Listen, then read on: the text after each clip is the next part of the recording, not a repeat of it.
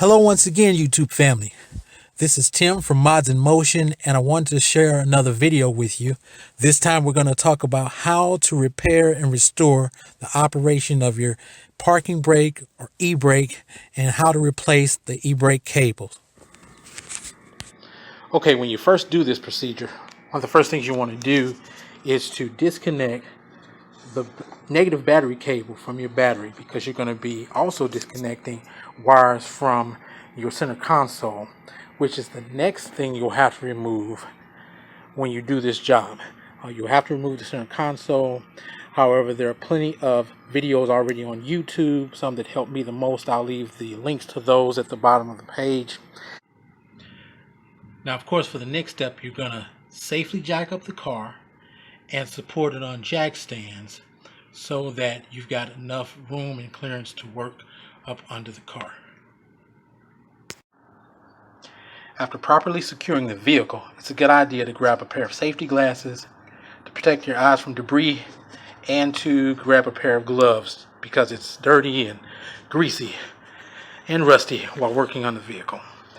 After which time you will then again remove the catalytic converter and drop the exhaust pipe so that you can have access to the underside of the transmission tunnel where the cable is located. Alright, well, after you remove the center console, you'll have access to the actual e-brake handle. Now, you will have already removed the handle from the e-brake, and you'll find that the e-brake is held in place by these two 10mm bolts, and I've already undone this, so you'll get a chance to see that once you remove those, it's easier, if you can, to remove those first before you remove the actual cable, because the cable is held in by a pin a pin with a cotter pin in it. See that pin there? It actually comes out. See if I can get it out of there. Yeah, I'll lay it here because I'm doing this with one hand.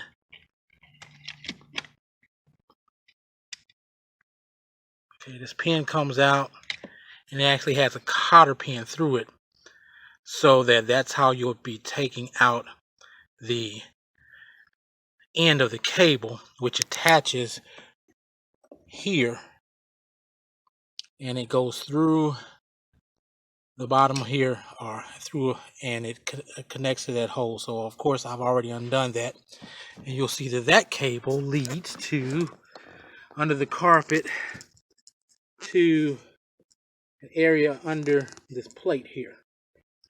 And so again, you'll have to remove this cable, and it goes through the floor, and the way you have to remove it, looks like, is by disconnecting it from the bottom side of the transmission tunnel. After safely securing the vehicle, you'll be able to get under the vehicle, and you'll see the other end of the front e-brake cable. It has a threaded rod with an equalizer here that's held on by a 13mm bolt, and to keep the rod from turning, you'll take and use an 8mm wrench on the square end of the rod, after which you'll be able to squeeze the collar there, and you'll be able to remove the brake. And now, after removing the retaining bolt and the bracket here and this retaining clip, from there we can slide the cable out, and it should push through to the top. And so we're going to go up to the top now. And now that we're back inside the car, you can see where we can pull the cable through it has a rubber grommet under here. All right, now after a good amount of effort to get that collar through the rubber grommet that's there, you can see that the cable slides out from the top. And here it is. All right. And of course, we've got the new one that we're going to slide right in place. And we'll show you that in a moment. All right, here's a shot of the old brake line. And as you can see, it's rusted and it's literally frozen and it won't move. It's supposed to move. The cable is rusted and bound in there, which is the reason why the brakes stopped working in the first place. And here's the new replacement front e-brake cable. I had to order it online, and I tried to get it from the dealer, but the dealer, number one, said that they'd have to order it and it was going to take them 3 days to get it from another dealership out of state. So I went ahead and ordered it online. It cost me literally 3 times less than what it cost at the dealer for the same brand, which is ACDELCO. I'll leave a link at the bottom of the page where you guys can get it also. And we'll get ready to put this thing in. And here's a quick look at the old cable versus the new cable. You can see the new cable has a nice sheath around it to protect the cable, as opposed to the old cable, which just had a metal casing around it and did not have a sheath around it. So we'll go ahead and put the new one in, just like we did the old one. So as you can see, we take the new cable, feed it through the grommet,